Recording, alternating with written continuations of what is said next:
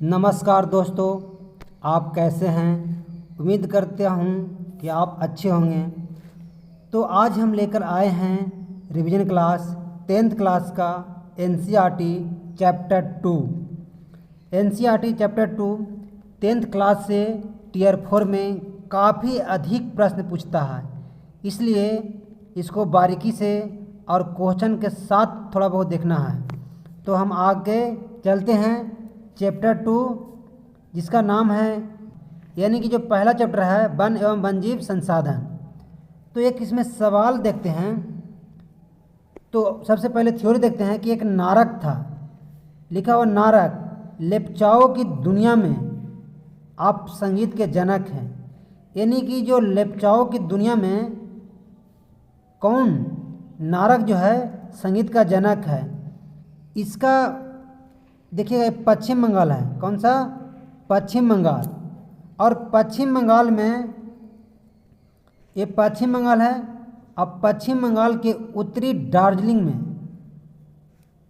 उत्तरी भाग में ये क्या है, नारक लेप्चाओं की दुनिया में जो संगीत का जनक है पश्चिम बंगाल के उत्तरी दार्जिलिंग में। यहाँ पे टीआरई में क्वेश्चन पूछा हुआ है, क्वेश्चन नंबर 2 जो लिखा हुआ है कि लेप्चाओ लोक संगीत देश के किस लेप्चाओ लोक संगीत देश के किस भाग से संबंधित है।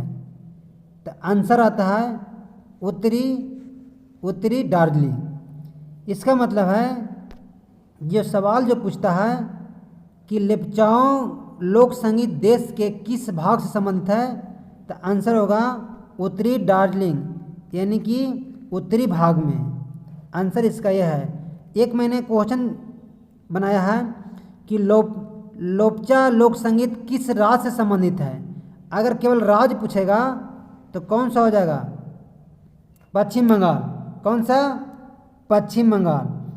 आगे देखते हैं कि क्या है, पारिस्थितिकी तंत्र। ये भी एनसीईआरटी में दिया हुआ है कि पारिस्थितिकी तंत्र क्या है। तो देखिए ये वृक्ष है, ये क्या है, वृक्ष। ये पेड़ पौधा है या पर्यावरणीय है। मानव क्या करता है, ये मानव है। अब मानव क्या करता है, ऑक्सीजन लेता है। तो ऑक्सीजन देता कौन है? ये पेड़ पौधा क्या करता है, ऑक्सीजन देता है। और हम पेड़ पौधे को क्या करते हैं, श्वसन क्रिया से निकाल कर CO2 देते हैं। यानी कि पेड़ पौधा CO2 लेता है और हम क्या लेते हैं, O2। इसका मतलब हम एक दूसरे को क्या है, जटिल है। पेड़ पौधा के बिना हम जीवित नहीं रह सकते हैं और हमारे बिना पेड़ पौधा भी जीवित नहीं रह सकता है। इसलिए एक दूसरे को जटिल माना जाता है। यानी कि हमारा ऑक्सीजन मिल गया और पेड़ पौधा को CO2 मिल गया, जिससे वो क्या है, भोजन बनाता है। महत्वपूर्ण देखिए पारिस्थितिकी तंत्र का महत्वपूर्ण योगदान वृक्ष है। फिर देखिए यहाँ पे आता है कि पारिस्थितिकी तंत्र, यहाँ पे एक सवाल पूछता है कि पारिस्थितिकी तंत्र। देखिएगा सबसे पहले देखिएगा कि इसमें देगा कि प्रथम उत्पादक। क्या? प्रथम उत्पादक, यानी कि कौन सा ऐसा चीज़ है जो सबसे पहले उत्पाद करता है। तो पहला जो प्रथम उत्पादक हो जाएगा वो घास हो जाएगा, यानी कि पेड़ पौधा। ये क्या है, उत्पादक। और जबकि जो प्रथम जो उपभोक्ता है, जिसका यूज करता है, खाता है, और सबसे प्रथम उपभोक्ता में नाम आएगा टिंडा। कौन सा? टिंडा। और द्वितीय उपभोक्ता में आएगा पक्षी। कौन सा? पक्षी। या इसके बाद कहता है कि उच्च उपभोक्ता में कौन आएगा। कहीं पूछ दे कि उच्च उपभोक्ता में कौन आएगा, तो शेर जो आता है। देखिएगा शेर। अब यहाँ मान लीजिए कि ये घास है, टिंडा क्या करता है, घास को खाता है। टिंडा क्या करता है, घास को खाता है और अपना मांस तैयार करता है। और टिंडा जब मांस तैयार कर लेता है तब पक्षी क्या करता है, उस टिंडा को खा जाता है, यानी कि फेनगा को खा जाता है। देहाती भाषा में फेनगा कहते हैं। अब फेनगा खा जाता है और पक्षी जब मांस अधिक बड़ा तैयार करता है तो उसको सांप पक्षी खा जाता है। या तो फिर आप देखिएगा मेढक तैयार हुआ, उसको सांप खा जाता है। तो उसके बाद मान लीजिए सांप या मेढक या हिरन तैयार हो गया, तो उसको शेर मार के खा जाता है। पक्षी जीव जानवर जो होता है द्वितीय उपभोक्ता में आता है। अब शेर खा गया हिरन को, सांप को भी, तो ये सब जो खा गया तो ये हो गया उच्च उपभोक्ता। अब जब ये भी इसको, जब शेर को मृत्यु हुआ तो पंच तंत्र में विलीन हो गया। इसका मतलब वो सड़ गल कर मिट्टी में क्या हुआ, विलीन हो गया। उसी को हम कहते हैं अपघटक। यहाँ पे छोटा करके थोड़ा सा हम देखते हैं, क्वेश्चन बना है, ये है क्या, अपघटक। अपघटक का मतलब होता है सजीव पदार्थ सड़ गल कर मिट्टी में मिल जाता है, उसे हम क्या कहते हैं, अपघटक। यहाँ पे मैंने क्वेश्चन सेट किया हूँ कि प्रश्न है कि प्रथम उत्पादक या उत्पादक कौन है। जब प्रथम उत्पादक पूछेगा, प्रथम उत्पादक क्या है, प्रथम उत्पादक, तो हम क्वेश्चन बनाए हैं, चॉइस रहेगा पहला टिंडा, पक्षी, हिरन, क्या हो जाएगा, हिरन। तो देखिएगा ये क्वेश्चन जो है बनाया हुआ कि प्रथम उत्पादकता कौन है, तो पहला टिंडा, हिरन, पक्षी, या इनमें से कौन नहीं, या एक से अधिक। जो डी लिखा हुआ है एक से अधिक। तो अब बताइएगा कि आंसर क्या होगा। तो प्रथम उत्पादक पूछ रहा है, तो इसमें क्या दिया हुआ है, टिंडा दिया हुआ है, हिरन दिया हुआ, पक्षी, इसका मतलब घास दिया हुआ है नहीं, पौधा दिया हुआ नहीं, इसलिए इसका आंसर होगा ई। और ई में है इनमें से कोई नहीं। और जो डी दिया हुआ है, जो डबल एरो दिया हुआ है, इसका मतलब होता है एक से अधिक। तो क्वेश्चन है दूसरा क्वेश्चन देखिएगा कि बनाए हैं कि प्रथम उपभोक्ता कौन है। तो प्रथम उपभोक्ता का सवाल कर रहा है, तो पहला दिया हुआ घास, दूसरा हिरन, तीसरा टिंडा, और डी में एक से अधिक नहीं। अब ये ई में है, इनमें से कोई नहीं। तो उपभोक्ता का मतलब जो पहली बार जो खाया तो हो जाएगा टिंडा। कौन सा हो जाएगा, टिंडा। तो सवाल इस तरह से अगर हम चेक करते हैं तो हमारा क्या होगा, समझ में आएगा क्वेश्चन कैसे पूछ सकता है और कैसे पूछा। द्वितीय उपभोक्ता में पूछता है कि द्वितीय उपभोक्ता में कौन आता है, कौन सम्मिलित है। घास बी में है, टिंडा सी में अपघटक। यानी कि द्वितीय उपभोक्ता घास भी नहीं होगा, टिंडा भी नहीं होगा, और नहीं अपघटक होगा। इसमें जो आंसर होगा इनमें से कोई नहीं, ई आंसर होगा। क्योंकि द्वितीय में क्या यहाँ आंसर है, पक्षी या कोई जानवर देता तो आंसर आ जाता। इसलिए क्वेश्चन को थोड़ा देख कर और थोड़ा कंसेप्ट बनाइए कि क्या क्या क्वेश्चन पूछ सकता है और कैसे पूछ सकता है। इसके बाद देखिएगा कि आपको बताया गया है कि इंडिया में वनस्पति प्लस प्राणी जात। तो वनस्पति जो है भारत में 8% यानी 16 लाख उपजातियां हैं। किसका, वनस्पति का। तो इसमें सवाल मैंने एक बनाया है कि भारत में कितना प्रतिशत उपजातियां हैं, किसका, वनस्पति का। भारत में वनस्पति का कितना प्रतिशत उपजातियां हैं। चॉइस में दिए हैं 9%, 8%, 10%। इसका मतलब है कि 9 होगा कि 8 होगा कि 10 होगा, तो यहाँ पे लिखा हुआ कितना, 8%। इसलिए इसका आंसर हो जाएगा कौन सा, इसका आंसर हो जाएगा 8%। इस तरह से क्वेश्चन बनता है। फिर देखिएगा सवाल है, सवाल से पहले वनस्पति।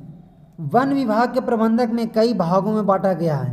यानी कि वनस्पति है जो क्या है, वन विभाग के प्रबंधक में कई भागों में बांटा गया है। उसमें सबसे पहला होगा आरक्षित वन। कौन सा, आरक्षित वन। दूसरा रक्षित वन, तीसरा अवर्गीकृत वन। तो 3 गो तो वन हो गया, आरक्षित, रक्षित, अवर्गीकृत। अब इसमें देखिएगा जो पहला जो पूछता है कि आरक्षित जो वन है, देश के आधे से अधिक वन क्षेत्र आरक्षित वन है। यानी जो हमारा देश है, भारत है, अब आधा ज़्यादा क्या है, आरक्षित वन है। तो इससे ये पता चलता है कि आरक्षित वन हमारे देश में आधे से अधिक वन आरक्षित वन घोषित किया गया है। अब आधे से अधिक वन जो है क्या है, सर्वाधिक, क्या है, सर्वाधिक मूल्यांकन है। अब इसमें नोट में दिया कि आरक्षित वन और रक्षित वन के ऐसे अस्थायी वन क्षेत्र है जिसका रखाल इमारती माने घर रखवाल जो है ना, घर जैसे मकान होता है, मकान, इमारती, लकड़ी, अन्य वन्य पदार्थ और इनके बचाव के लिए किया जाता है। रख रखाव जो होता है इमारती, रख रखाव इमारती, लकड़ी, वन और पदार्थ के अन्य बचाव के लिए किया जाता है, उसे क्या कहते हैं? आरक्षित वन। इसके बाद देखिएगा एक क्वेश्चन मैंने सेट किया हूँ कि प्रश्न है कि देश में आधे से अधिक वन क्षेत्र कौन घोषित किया गया है, यानी कि किसका हम घोषित किए हैं? देश में आधे से अधिक वन क्षेत्र कौन घोषित किया गया? तो चॉइस में दिया है आरक्षित वन ए रक्षित वन, दूसरा अवर्गीकृत वन और तीसरा बंजर भूमि। अब बताइएगा आधे से अधिक जो है वन क्षेत्र घोषित किया गया तो किसको? ए है आरक्षित वन, जबकि इसमें चॉइस ए में भी आरक्षित वन नहीं है, बी में भी नहीं है और सी में बंजर भूमि दे दिया, तो इनमें से कोई नहीं। इसका मतलब है कि आरक्षित वन जो रहेगा तभी देश में आधे से अधिक क्षेत्र उसको माना गया है, तो चॉइस ई होगा, इनमें से कोई नहीं। इस प्रकार से आप क्वेश्चन थोड़ा देख सकते हैं। इसके बाद देखिएगा आरक्षित वन कहाँ कहाँ पाया जाता है, ये जरूर सवाल बनता है कि आरक्षित वन कहाँ कहाँ पाया जाता है और पहला राज्य कौन सा है, ये सवाल पूछता है। तो सबसे पहले देखिएगा कि मध्य प्रदेश क्या है? आरक्षित वन है। दूसरा जम्मू कश्मीर, ये क्वेश्चन पॉइंट टू पॉइंट है कि पहला कौन सा? मध्य प्रदेश, दूसरा कौन सा? जम्मू कश्मीर, और तीसरा जो हो जाएगा आंध्र प्रदेश, और चौथा जो हो जाएगा उत्तराखंड, पाँचवा केरल, छठा तमिलनाडु और सातवां पश्चिम बंगाल, जबकि आठवां क्या हो जाएगा? महाराष्ट्र। तो ये है पहला आरक्षित वन मध्य प्रदेश, दूसरा जम्मू कश्मीर, तीसरा आंध्र प्रदेश। कम से कम 3 राज्य को माइंड में जरूर रखिएगा, पूछेगा इनमें से कौन पहला दूसरा करके मिलाने के लिए देगा। अब एक सवाल यहाँ पे है कि आरक्षित वन में कौन राज्य शामिल नहीं है, ऐसा क्वेश्चन दे सकता है। तो देखिए जम्मू कश्मीर दिया गया है, तो जम्मू कश्मीर इसमें तो है, उत्तराखंड भी दिया गया, इसी में ये भी है, लेकिन इसमें बिहार को नहीं दिया गया है, तो इसलिए बिहार इसमें नहीं होगा। ये थोड़ा सा अपने से माइंड लगाकर क्वेश्चन को सेट किया गया है ताकि इस तरह से आप पकड़ सकते हैं कि आरक्षित वन में कौन राज्य शामिल नहीं है। जब ही आपको क्वेश्चन बनेगा जब कम से कम 5-6 राज्य आपको याद रहेगा कि कौन राज्य शामिल है और कौन नहीं शामिल है। तो इस प्रकार से क्वेश्चन आप बनाकर देख सकते हैं। इसके बाद देखिए आरक्षित वन, वह वन या वन क्षेत्र का 1/3 हिस्सा, यानी क्या 1/3 हिस्सा रक्षित वन है। इन वनों का अधिक नष्ट होने से बचाव के लिए सुरक्षित की जाती है। यानी रक्षित वन का मतलब है कि 1/3 रक्षित वन इन वनों को अधिक नष्ट होने से बचाव के लिए सुरक्षित की जाती है। तो सबसे पहले रक्षित वन में कौन सा आएगा? तो क्वेश्चन पूछेगा कि रक्षित वन में आएगा बिहार, दूसरा आएगा हरियाणा, तीसरा आएगा पंजाब, चौथा आएगा हिमाचल प्रदेश और पाँचवा आएगा उड़ीसा। तो इस प्रकार से रक्षित वन है। फिर से देखिएगा पहला कौन सा रक्षित वन में? बिहार, दूसरा हरियाणा, तीसरा पंजाब, चौथा हिमाचल प्रदेश, पाँचवा उड़ीसा। अब इसे क्वेश्चन जो मैंने बनाया है कि रक्षित वन कौन कौन राज्य शामिल है, यानी कि रक्षित वन में कौन कौन शामिल है। तो यहाँ जब तक राज्य याद नहीं रहे तो क्वेश्चन नहीं बनेगा। ये चॉइस ए में दिया हुआ पंजाब और इसमें पंजाब कौमा उड़ीसा बिहार, बी में दिया है पंजाब महाराष्ट्र हिमाचल प्रदेश और सी में दिया हुआ बिहार है और उसके बाद हरियाणा दिया हुआ है और कौन सा पंजाब। तब बताइए महाराष्ट्र का मैंने जिक्र किया था, तो शामिल है, तो इसका मतलब कि महाराष्ट्र में नहीं है, तो बी ऑप्शन तो छट जाएगा। तो ए और सी यानी कि दोनों होगा, तो एक से अधिक, इसमें आंसर जो होगा डी, एक से अधिक, यानी कि बिहार में भी है, हरियाणा में भी है, पंजाब में भी है, और पंजाब, उड़ीसा, बिहार ये तीनों है, लेकिन महाराष्ट्र में नहीं है, इसलिए बी आंसर नहीं होगा। इस प्रकार से आप क्वेश्चन बना सकते हैं। कहता है राजस्थान में कुल वनों के रक्षित वनों का एक बड़ा अनुपात है। ये भी सवाल कहीं पूछ दे कि किस राज्य में कुछ वनों का रक्षित वनों का एक बड़ा अनुपात है, तो कुल वनों में रक्षित वनों का एक बड़ा अनुपात किस राज्य में है? राजस्थान में। कौन सा? राजस्थान में। अब वर्गीकृत वन, तो अब वर्गीकृत वन को देखिएगा कि वर्गीकृत वन जो है उन सभी प्रकार के वनों और बंजर भूमि जो सरकार, व्यक्तिगत और समुदायों के स्वामित्व में होता है वो अवर्गीकृत वन कहते हैं। यानी उन सभी प्रकार के वन और बंजर भूमि जो सरकार या व्यक्ति और समुदाय के स्वामित्व में होते हैं उसे अवर्गीकृत वन कहते हैं। अब अवर्गीकृत में दो को आवेगा, दो राज्य, यहाँ पे छोटा करके देख लेते हैं। इसमें देखिएगा कि अवर्गीकृत में कौन कौन आवेगा, तो एक सवाल पूछता है कौन सा, एक आवेगा गुजरात। अब भारत के पूर्वोत्तर सभी राज्य, भारत के पूर्वोत्तर के सभी राज्य, इसका मतलब कि दो की बात करता है। तो मैंने यहाँ पे दो क्वेश्चन सेट किया हूँ। पहला कि अवर्गीकृत वन निम्न में से किस राज्य में है? पूर्वोत्तर में, सब ये बढ़ता रहा, गुजरात में, तमिलनाडु में, तो इसमें क्या हो जाएगा? आप बताइए कि यहाँ पे दिया हुआ है पूर्वोत्तर, क्या दिया है? पूर्वोत्तर, और यहाँ पे गुजरात, तब पूर्वोत्तर तो होगा, गुजरात भी होगा। तमिलनाडु दिया हुआ है? नहीं, इसलिए ये नहीं होगा, तो इसका आंसर डी होगा। इसके बाद देखिएगा एक सवाल और बनाया गया है कि अवर्गीकृत वन निम्नलिखित में से किस राज्य में नहीं है। जब नहीं पूछेगा तो गुजरात तो है, पूर्वोत्तर के सभी राज्य में है, जबकि कर्नाटक में है नहीं, तो इसका आंसर कौन सा हो जाएगा? सी। यहाँ पे देखिए गुजरात है, पूर्वोत्तर के सभी राज्य हैं, और कर्नाटक यहाँ पे नहीं दिया हुआ, तो आंसर सी हो जाएगा। इस प्रकार से अगर आप पढ़ते हैं तो सारे आपको कंसेप्ट क्लियर होता है। एक और देखिएगा कि देखिएगा समुदाय और वन संरक्षण, यानी कि समुदाय और वन संरक्षण की बात जो है क्यों किया गया? जिसकी बाघों की संख्या क्या हो गया? घट रहा था। बाघों की संख्या क्या घट रहा था। एक सरिस्का वन जीव उद्यान है जो राजस्थान में है, वहाँ पे क्या किया, वहाँ कहानी थोड़ा सुनिएगा कि राजस्थान के समुदाय, स्थानीय समुदाय और सरकारी अधिकार साथ मिलकर वन और वन जीव को क्या किया? वन और वन जीव को स्वयं रक्षा करने की बात कहा।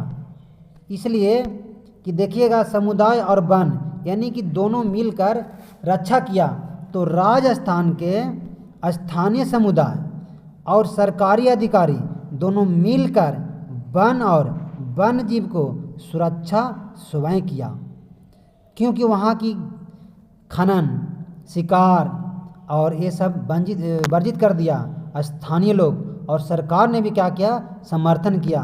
तो एक सरिस्का जो वन रिजर्व है जो कहाँ है? राजस्थान में, और राजस्थान के गाँव को लोग वन जीव अधिनियम के तहत खनन नहीं करने दिया। बोला कि हम यहाँ खनन कर ही नहीं देंगे, और नहीं क्या करेंगे? जीव को शिकार करने देंगे। तो बोला कि यहाँ स्वयं वन जीव आवास की सुरक्षा कहाँ के? राजस्थान के स्थानीय लोग करेगा, जिसे सरकार भी कोई हस्तक्षेप नहीं कर सकता है, क्योंकि वहाँ के जीव से बहुत लगाव है। तो यहाँ पे पूछा गया है कि कौन सा ऐसा जिला है, तो अरवल एक जिला है, अलवर जो राजस्थान में पड़ता है। 5 गांव के लोग 1200 हेक्टेयर वन भूमि में भैरवदेव डाक सेंचुरी घोषित कर दिया। उन लोग कहा कि देखो भाई 5 गांव मिल के 1200 हेक्टेयर वन भूमि कहाँ? भैरवदेव डाक सेंचुरी घोषित कर दिया अलवर जिला में, और वहाँ का नियम शिकारी के लिए वर्जित है, वहाँ आप शिकार नहीं कर सकते हैं। इतनी अच्छी बात राजस्थान के लोग ने सोचा। एक और सवाल देखिएगा कि चिपको आंदोलन, चिपको आंदोलन से क्या है कि चिपको आंदोलन क्या है? हिमालय पर्वत है, वहाँ पे 1870 से 73 में पेड़ काटा जा रहा था, तो वहाँ के एक आदमी था सुंदरलाल बहुगुणा, वो कहा कि भाई मैं पेड़ काटने के खिलाफ हूँ और अभियान चलाऊँगा चिपको आंदोलन, पेड़ नहीं काटने दूंगा। एक और व्यक्ति थी महिला अमृता देवी, वो पेड़ को गले से लगाकर चिपक गई, ताकि उसको भी का नाम था कि यहाँ पेड़ नहीं काट देंगे। लेकिन एक व्यक्ति था जो शासक यानी कोई जिद्दी आदमी था, उसको मार डाला, यानी कि पेड़ को गले लगाकर जान दे दी, लेकिन पेड़ मरने से पहले नहीं काटने दिया। उसको मरने के बाद काट सकता है लेकिन पहले नहीं, वही चिपक गया था पेड़ में, जिसका नाम है अमृता देवी। यहाँ पे एक सवाल है, चिपको आंदोलन किसने शुरुआत किया था? तो सुंदरलाल बहुगुणा। लेकिन इसमें पूछता है कि कौन सा पेड़ से सुरक्षित, एक टीआरई में पूछा हुआ क्वेश्चन था, यहाँ पे जगह न रहने के बस ऐड नहीं कर पाया, तो सुरक्षित है तो चिपको आंदोलन से। आप सेट मारिएगा तो उसमें पता लग जाएगा। और आगे देखिएगा कि भारत में संयुक्त वन प्रबंधक, यानी कि भारत में संयुक्त वन प्रबंधक कार्य, इसका जो कार्य किया गया था 1888 में, 1988 में। इससे देखिएगा हमने सवाल बना है कि 1988 में किया गया था और किस राज्य में पारित किया गया था? तो उड़ीसा में। क्वेश्चन जो पूछा हुआ था कि संयुक्त वन, टीआरई का क्वेश्चन है, संयुक्त वन प्रबंधक के लिए प्रथम प्रस्ताव किस राज्य ने पारित किया? तमिलनाडु है? नहीं। उड़ीसा है? नहीं। तो उड़ीसा नहीं है, इसका मतलब तमिलनाडु नहीं होगा और बिहार नहीं होगा, और कौन सा होगा? बी आंसर होगा उड़ीसा। कौन सा? उड़ीसा। तो इसका आंसर उड़ीसा होगा। अब एक और क्वेश्चन बनाया हूँ कि संयुक्त वन प्रबंधन का औपचारिक रूप से कार्यक्रमों की शुरुआत कब किया गया था? तो यहाँ पे तो दिख रहा होगा आंसर, तो बता रहे हैं। तो यही पूछेगा 1985 में, 88 में, 90। मैंने क्वेश्चन सेट किया है कि 1985 में, 1988 में या 1990 में। तो आंसर यहाँ पे क्या है? 1988 में। इसलिए इसका आंसर हो जाएगा बी, 1988 में। इस प्रकार से आप क्वेश्चन देखकर समझ सकते हैं कैसे क्वेश्चन पूछता है। देखिएगा आगे है पवित्र पेड़। क्या है? पवित्र पेड़, यानी कि प्रकृति को लोग पूजा करता था। जनजाति है आदिवासी। क्या है? जनजाति है आदिवासी। तो देखिएगा जिस पेड़ की पूजा करता था उसे झुरमुट या देवी देवताओं का पेड़ कहा जाता था। क्या कहा जाता था? देवी देवताओं का, उसे झुरमुट कहते थे। यहाँ पे सवाल जो बनता है, क्या सवाल बनता है कि देखिएगा छोटा नागपुर के पास छोटा नागपुर जनजाति रहते थे। क्या है? छोटा नागपुर के पास क्या है? छोटा नागपुर जनजाति। अब यहाँ पे छोटा नागपुर में दो जनजाति की चर्चा किया, एक मुंडा जनजाति और एक संथाल जनजाति। और जो मुंडा जनजाति जो संथाल जनजाति थे, महुआ और कदम का पेड़ को पूजा करते थे। अब आगे देखते हैं, एक सवाल यहाँ पे पूछता है कि छोटा नागपुर के जनजाति किस पेड़ की पूजा करते थे? चॉइस रहता है, दिया रहता है आम के, बी में इमली के और सी में कदम के। तो चॉइस होगा, अगर यहाँ चॉइस ए में रहेगा आम, इमली बी में, और सी में रहे कदम, यानी कि कदम की पूजा करते थे। ये पूछा हुआ है, टीआरई में पूछा हुआ क्वेश्चन है। तो महुआ कदम कहाँ के? मुंडा संथाल जो जाति थे, कहाँ? छोटा नागपुर के। अब एक पूछता है कि बिहार और उड़ीसा में आम और इमली के विवाह के समय पूजा किया जाता है। आम और इमली के कहाँ? बिहार उड़ीसा में। ये कदम और महुआ जो है झारखंड जनजाति के, और आम इमली बिहार में विवाह के समय पूजा किया जाता था। ये सब पॉइंट है पूछने लायक क्वेश्चन। एक यहाँ पे देखिएगा, गौतम बुद्ध का स्टेटमेंट बहुत अच्छा है कि पेड़ एक विशेष निश्चित दयालु और उदारपूर्ण जीवधारी है जो सतत पोषण के लिए कोई भी मांग नहीं करता, यह सभी की रक्षा स्वयं करता है एवं वैसा पेड़ पौधा है कि जो कुल्हाड़ी चलाने वालों को भी, जो कुल्हाड़ी चलाने वाले विनाश का भी छाया प्रदान करता है। इसका मतलब जो है यहाँ पर देखिए दर्शाया गया है कि ऐसा ही पेड़ है कि जो छाया प्रदान करता है, लेकिन जो पेड़ भी काट रहा है ना उसको भी क्या करता है? छाया प्रदान करता है। ये गौतम बुद्ध ने 488 में कहे थे पेड़ से संबंधित। इसका मतलब कि पेड़ क्या है? पेड़ एक विशेष अनिश्चित दयालु और उदारपूर्ण जीवधारी है जो सतत पोषण के लिए का कोई मांग नहीं करता, यह सभी की रक्षा करता है। जो व्यक्ति कुल्हाड़ी चलाने वाले भी है या विनाश करने वाला भी है उसको भी क्या करता है? छाया प्रदान करता है। ये गौतम बुद्ध ने कहे थे 488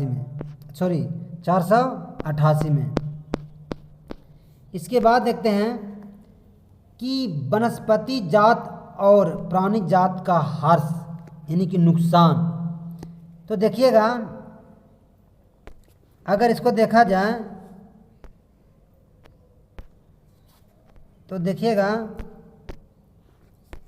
कि भारत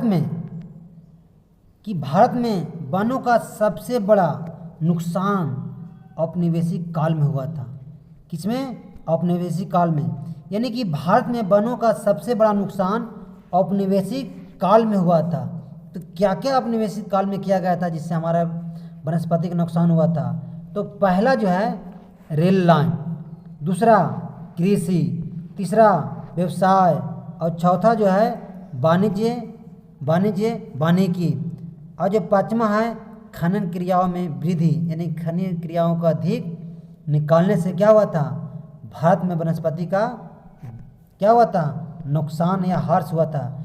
फिर एक बार देखिएगा, भारत में वनों का सबसे बड़ा नुकसान उपनिवेशिक काल में हुआ था। उपनिवेशिक काल का मतलब कि दूसरा देश हमारे देश में आकर शासक किया, और शासक करने के बाद अपना मनमर्जी से रेल के लिए क्या रेल बनाया, पटरियाँ के लिए पेड़ काटा, यानी रेल लाइन के लिए पटरी, कृषि के पेड़ पौधा को काटा, कृषि के लिए काटा, व्यवसाय के लिए, वाणिज्य और वानिकी के लिए, और खनन अधिक से अधिक किया जिससे हमारा वनस्पति का ह्रास हुआ।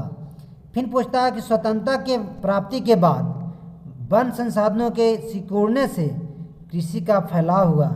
यानी कि जब स्वतंत्रता प्राप्ति के बाद भी जब वन संसाधनों के सिकुड़ने से वन क्या हुआ? कम गया, तो कृषि का हुआ? फैलाव हुआ। ये महत्वपूर्ण कारण में से एक है। यानी कि फैलाव होने का कारण क्या है? वनस्पति को सिकुड़ना, तब जाके कृषि का हुआ? अधिक फैलाव में आया। यहाँ पे पूछा हुआ क्वेश्चन नहीं, थोड़ा सा कंसेप्ट है कि पूर्वोत्तर और मध्य भारत में स्थानीय जो हुआ था, जैसे स्थानीय जो झुम की कृषि कहते हैं, जैसे कि मान ले कि यहाँ पे बहुत सारा जंगल है, क्या है? बहुत सारा जंगल है। और स्थानांतरित या झुम कृषि का मतलब है कि यहाँ के जंगल को काट कर आग लगा देना, और आग लगा देने के बाद यहाँ जो तो पेड़ पौधा वो राख बन जाता था, और यहाँ पे कई साल के बाद खेती करते थे, और यहाँ जो उर्वरक खत्म हो जाता था तो फिर दूसरे जगह जाकर फिर यही काम करते थे।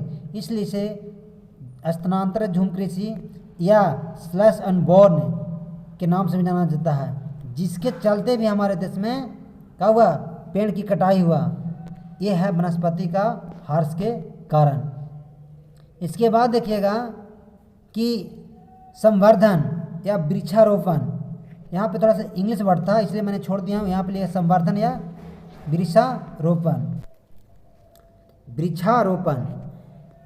संवर्धन क्या है? जब वाणिज्य की एकल माने वृक्ष जातियों के बड़े पैमाने पर रोपण से दूसरी पेड़ की जातियां खत्म हो जाती है। इसका मतलब है कि संवर्धन का मतलब है कि कोई भी हम व्यापार करने के लिए क्या करते हैं, एकल वृक्ष बड़े पैमाने पे हम रोपण करते हैं या कृषि करते हैं बड़ा पैमाने पर, तब मान लिया जाए कि दूसरी पेड़ की जातियाँ क्या हो, खत्म हो जाता है। उदाहरण के लिए देखिए मैंने क्या किया हूँ, 2 लिया हूँ। उदाहरण के लिए पहला कि ये जो हरा वाला पार्ट्स है ये क्या है, चीड़ पाइन का पेड़ है। ये सब है क्या, चीड़ पाइन के पेड़ है जो हिमालय के क्षेत्र में होता है। लेकिन यहाँ पे जो लाल से मैंने बनाया ये दूसरा पेड़ है, ओक या रोडोडेंड्रॉन। ये सब छोटे छोटे प्रजातियाँ का पेड़ पौधा है। जब चीड़ के पाइन के पेड़ के पास जब छोटा पौधा लगाएं तो ये क्या हुआ, ये इसके वजह से, बड़ा पेड़ की वजह से ये नुकसान हो गया। दोनों पौधा का क्या हुआ, विकास नहीं हुआ। इसका मतलब कि चीड़ पाइन एक ही बहुत सारे पेड़ हैं तो उसके स्थान पे जो छोटा जो पौधा होगा वो नहीं होगा। दूसरा मैंने उदाहरण लिया हूँ कि पेड़ है, क्या है, पेड़। अब पेड़ के बाद छोटे छोटे क्या है, दूसरी प्रजाति के पेड़ हैं। तो जो एक ही पेड़ रोपा रहेगा तो वहाँ पे दूसरी प्रजाति के जो पेड़ लगाएंगे वो वहाँ पे समाप्त हो जाएगा। और इसी प्रकार से यहाँ पे दिया हुआ कि सागवान का पेड़ दक्षिण भारत में है जो वाणिज्य कृषि के लिए एक बहुत बड़ा रोपण कृषि है। अब इसके बीच में कोई भी छोटा पौधा लगाएंगे तो क्या हो जाएगा, समाप्त हो जाएगा। तो यही था संवर्धन। इसके बाद देखिएगा एक और है कि अधिकारी या पर्यावरणविद का कहना था, यानी कि सरकारी आदमी और जो पर्यावरण के बारे में जानकारी रखता था उसको कहना था कि वन संसाधन की बर्बादी में कौन कौन से कारक हैं, यानी कि वन संसाधन की बर्बादी में कौन कौन कारक शामिल है। तो पहला जो हो जाएगा पशुचारण, यानी कि हम जानवर को जो चराने के लिए जाते हैं उससे भी हमारा क्या होता है, पर्यावरण का या वन संसाधन क्या होता है, बर्बादी होता है। दूसरा ईंधन के लिए लकड़ी का मुख्य भूमि, यानी कि ईंधन के लिए हम क्या करते हैं, पेड़ को भी काट देते हैं, टहनी को भी काट देते हैं। इसके लिए मैं कह रहा वन संसाधन की भी बर्बादी होता है। तीसरा है चारे, यानी कि हम पशु को चारण खिलाने के लिए, जानवर को चारा चलाने के लिए या ईंधन के लिए हम लकड़ी की आवश्यकता पड़ता है। तो हम क्या करते हैं, पेड़ों की टहनी काटकर भी हम ईंधन और चारे के रूप में प्रयोग करते हैं, लेकिन हम पूरी पेड़ को नहीं काटते हैं। इस सवाल पूछता है कि चारे ईंधन के लिए लकड़ी का आवश्यकता के लिए पेड़ों की टहनी काटकर हम प्रयोग कर सकते हैं, लेकिन पूरा पेड़ को हम नहीं काटते हैं। इसका मतलब देखिए पेड़ है तो पेड़ को टहनी को काट कर हम ईंधन में प्रयोग कर सकते हैं, चारे के रूप में ईंधन का प्रयोग कर सकते हैं, लेकिन पूरा पेड़ को हम नहीं काटते हैं। ये एनसीईआरटी में लिखा हुआ है, ये सारे क्वेश्चन पूछता है। इसके बाद देखिएगा कि हिमालय पर्वत में संकट में कोई पौधा है, तो ये हिमालय पर्वत है, हिमालय पर्वत लिखा हुआ है, यहाँ पे पेड़ है। तो हिमालय पर्वत के पेड़ जो है चीड़ का पेड़, ये सदा वृक्ष पेड़ है। अब यहाँ पे हिमालय पर्वत में क्या चीड़ पाइन का पेड़ है, ये सदा वृक्ष पेड़ पाया जाता है। अब इसे फ़ायदा क्या होता है, संकट में साथ देता है। तो इसकी छाल से, पत्तियाँ से, टहनी से, जड़ों से, किसका, चीड़ का, यानी कि चीड़ पाइन के पेड़ से टॉक्सोल नामक रसायन निकालते हैं। क्या निकालते हैं, टॉक्सोल नामक रसायन निकालते हैं, जिसे कैंसर के उपचार में प्रयोग किया जाता है। कैंसर के रोग के उपचार में किया जाता है, इसीलिए हम इसको कैंसर औषधि कहते हैं। किसको, चीड़ के पेड़ को। विश्व में सर्वाधिक बिकने वाली चीड़ के पेड़ है, क्या, चीड़ के पेड़।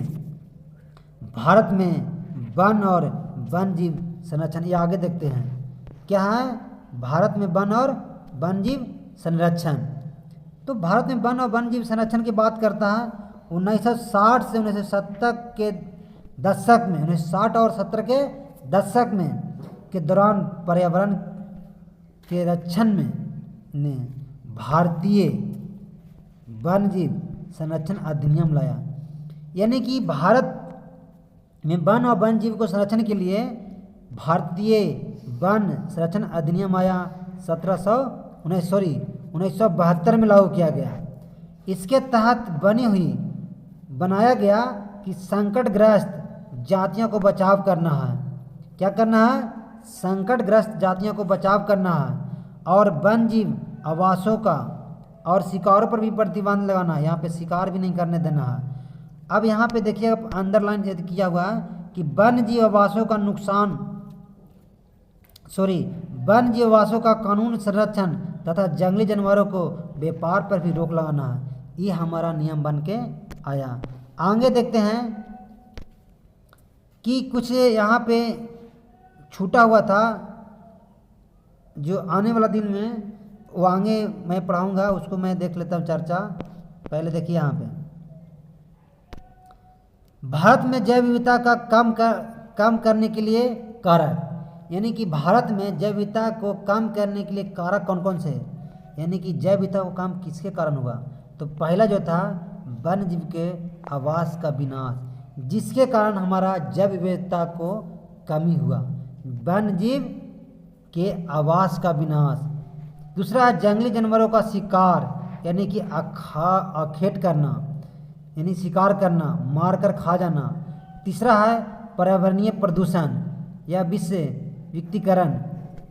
चौथा है दवा नल, यानी कि जैव विविधता का पहला कारण क्या है?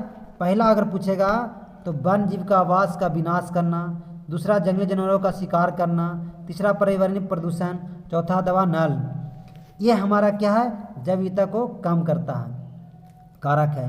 अब केंद्र सरकार ने कई परियोजना का क्या घोषणा किया कि जैसे कहा क्या बाघ या प्राणियों के लिए एक क्या किया? घोषणा किया। केंद्र सरकार ने कहा कि भाई जैव विविधता प्रभावित हो रहा है तो हम क्या करें? रक्षा करें या परियोजना की घोषणा करें। तो सबसे पहले बाघ को क्या किया? रक्षा करने के लिए पहले बाघ को लिया कि बचाया जाए, दूसरा एक सींग वाला गैंडा को बचाया जाए, फिर तीसरा कश्मीरी हिरण को बचाया जाए और चौथा हंगुल को। ये सब क्या है? गंभीर खतरे वाली प्रजाति को रक्षा करना। इसी के तहत ये सरकार ने जैव विविधता को के चलते केंद्र सरकार ने परियोजना की घोषणा किया ताकि बाघ, एक सींग वाला गैंडा, कश्मीर हिरण, हंगुल, ये सब क्या प्रजातियां की रक्षा की जाए। इसके बाद देखिए कि दिया है कि जो क्या है जैव विविधता में कि 3 प्रकार के मगरमच्छ की चर्चा किया एनसीईआरटी चैप्टर 2 में वन जीव संसाधन में। जो पहला जो है स्वच्छ जल मगरमच्छ, पहला क्या है? स्वच्छ जल मगरमच्छ, और दूसरा है लवणीय जल मगरमच्छ, और तीसरा में घड़ियाल की चर्चा किया है, और चौथा में एशियाई। यानी कि 3 प्रकार के मगरमच्छ में अगर देखा जाए तो सबसे पहले क्या? स्वच्छ जल मगरमच्छ, दूसरा लवणीय जल मगरमच्छ, और तीसरा घड़ियाल, और चौथा एशियाई। इसके बाद देखिएगा शिकार एवं व्यापार पे क्या किया? रोक लगाया।